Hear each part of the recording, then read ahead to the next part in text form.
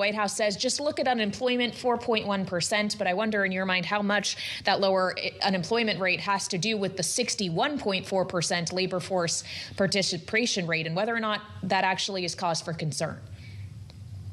First of all, it sounds like the labor force participation rate is awfully close to the humidity rate on the White House lawn. I don't know that those two numbers usually appear together. The reason they like the unemployment rate this morning is because it ticked down a tenth. If payroll jobs had been strong, they would have said they like that. So that's all just spin. One of you made, I think it was Joe a second ago, said something to the effect that the unemployment rate ticked down for the wrong reasons.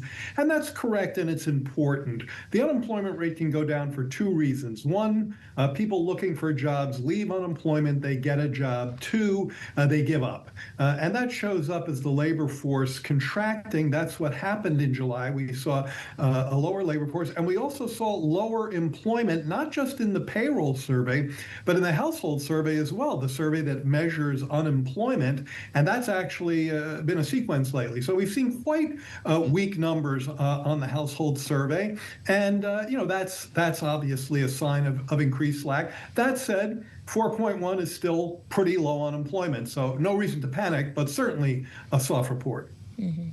Did they give up, Jared, or did they just go away? When you see a participation rate falling to, it's actually 61.4%, lowest since the 1970s when you exclude the pandemic. We've heard a lot of explanations here that include even the impact of the president's immigration policy. Where did everyone go? Or are they on the couch giving up, looking for work? Well, the problem with using the top line number, and we all do it, and it's right there staring you in the face as soon as you open up the report, is it also includes a lot of older people who have left the labor market because we have an aging baby boomer workforce. I can speak from personal experience in that regard. But if you look at the more narrow, what we call prime age, 25 to 54-year-old, we got a big tick down in the employment rate or the labor force participation rate in June. And a lot of people thought, well, that's surely going to correct in July because these numbers are noisy month to month. It corrected a tiny bit. But I think if you look at the trend year over year, or again, look at the prime age rate, you see some softness there.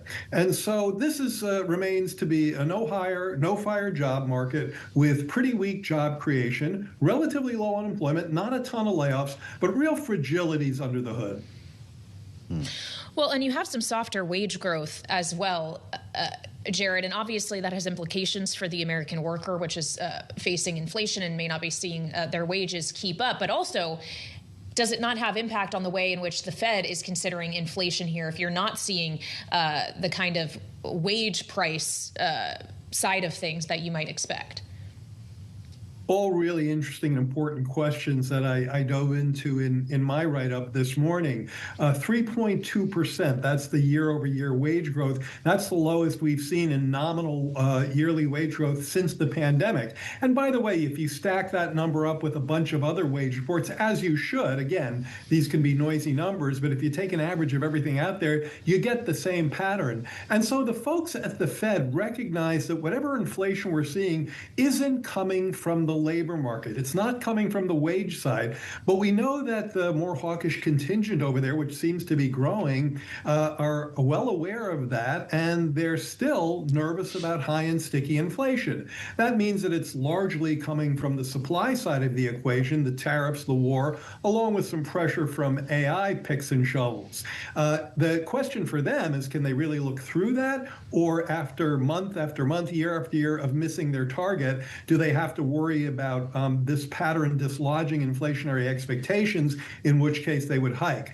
But I don't want to let the consumer get lost in this picture. I mean, you guys started off talking about Main Street, Wall Street. Boy, are they going in different directions right now. 3.2% wage growth is almost certainly below inflation, which has been tracking well north of 3%.